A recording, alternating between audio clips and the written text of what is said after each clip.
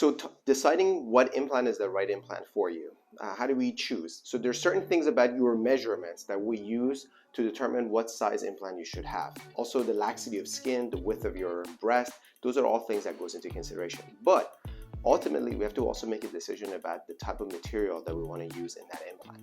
For the most part, your choices are two.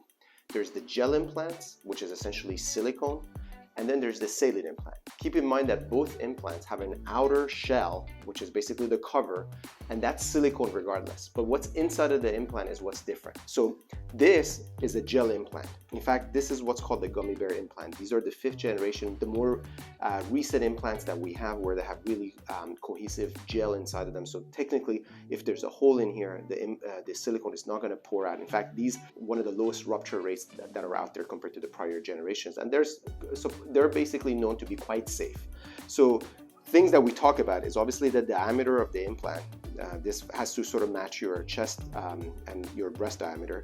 The projection is the amount that this sits up from the table. You have high projection, you have low projection, you have moderate plus, and then you have extra high projection. So those are some of the terminology that we use, but this is how gel implant feels like. It's supposed to have the same modulus or feel as basically human breast tissue. So for the most part, if one has one of these in their breast and somebody touches the breast, it should relatively feel natural.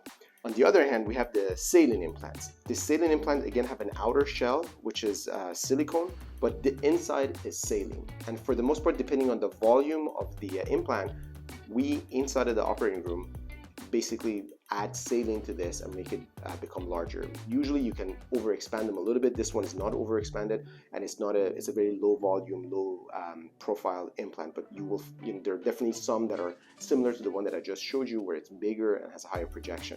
But for the most part, it does have this sort of a water balloon feel to it, where there's basically saline, which has the same consistency as water, sits in underneath this. And if these do get ruptured, obviously they don't have the same concerns as silicone, but they do deflate completely.